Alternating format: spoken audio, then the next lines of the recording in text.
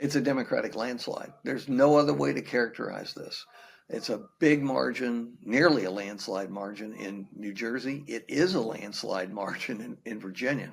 And the margin was so large that Abigail Spanberger was able to carry in her lieutenant governor candidate and even her scandal-tarred candidate for attorney general that most people had thought would probably lose in the end. He's won by 4 or 5 points. You all chose leadership that will focus relentlessly on what matters most: lowering costs, keeping our communities safe, and strengthening our economy for every Virginian. But it's even better than that for Democrats. They've already hit 60 out of 100 seats in the House of Delegates. They were at 51. This is the biggest margin they've had in decades. And then the Democrats won the 2 public service commissioner seats in Georgia.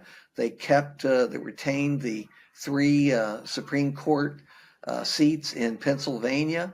You look around the country, even at smaller races in cities and counties, and you can see that Democrats are just doing well everywhere. I know your struggles. I know your hopes. I know your dreams. So serving you is worth any tough fight I have to take on, and I am incredibly honored to be your next governor.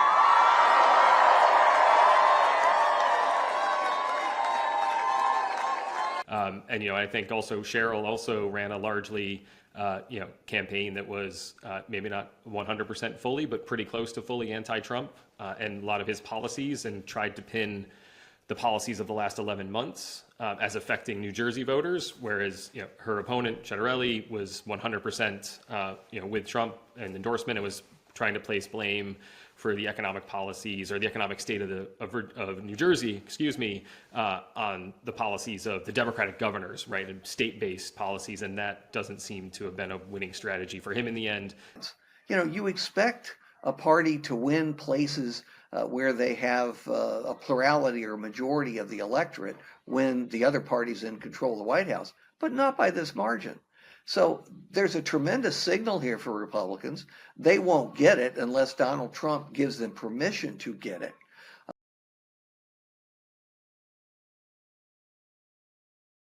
And look, there are lots of reasons for it, affordability and all the other issues they were discussing. But the number 1, number 2, and number 3 reason, Donald J. Trump.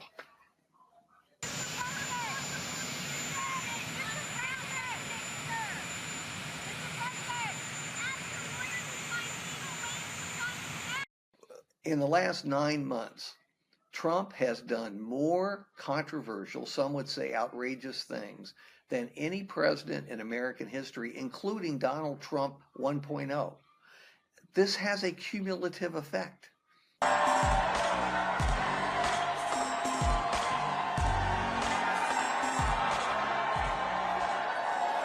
To that is, Mom Donnie would have a hard time winning in most places in the United States. And that's where Cheryl in New Jersey, Governor-elect Cheryl, and Governor-elect Spanberger in Virginia come in. They're moderates. So the parties are smart enough to run people in states and localities and congressional districts that can actually win those places and reflect the values of those places. So Mom Donnie will be the face of the Democratic Party if Democrats don't fight that. That's what Republicans intend to do. And yet over the last 12 months, you have dared to reach for something greater. Tonight, against all odds, we have grasped it. I think the word that I keep hearing and that is coming out of a lot of the exit polls and other surveys that I'm hearing is affordability being a major issue for Democrats. And that obviously encompasses the economy, but it also encompasses things, like specifically like healthcare and housing affordability. And so this, seeing some survey data coming out that affordability and the economy more generally seem to be #1 priorities, or the biggest issue for voters in this cycle. Yeah, in New York City, we have, in terms of the sheer volume of voters, the sheer number, the most since at least 1969. So in New York City, over 2 million votes have been cast, at least according to current count. And so what that is as a turnout percentage, I'm not exactly sure at this point in time, but in terms of the number of votes, we haven't seen this in a long, long time in New York City, which like Mamdani was able to win over voters in New York City, largely based on a message related to affordability and wanting to work to make the city a better place. In other words, a really locally based message to start off a campaign, and one he stuck with throughout the campaign that created a lot of enthusiasm, especially it seems to be the case among younger voters. And I look forward to seeing you all and working together once again to make sure that we effectuate the kind of change we so desperately need here in this state that we also love so very, very much. Guys, thank you, thank you, thank you, and thank you. For Republicans, if they dare, if they have the courage, if they can find the courage, they need to counteract Donald Trump's more outrageous actions. They have to insist that he think about the people on the ballot next November, because he clearly didn't this November.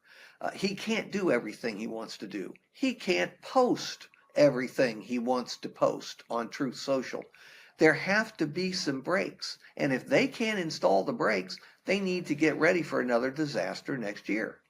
And I'm so excited we got this party started a little earlier than expected.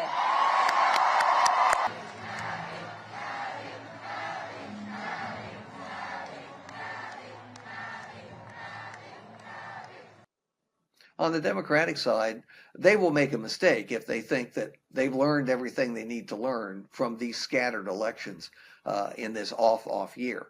They learned some lessons, but they need to apply these lessons individually and differently to each state, to each district, to each locality. And if they do that, and they find those younger, more charismatic candidates, they're going to have a lot more victories.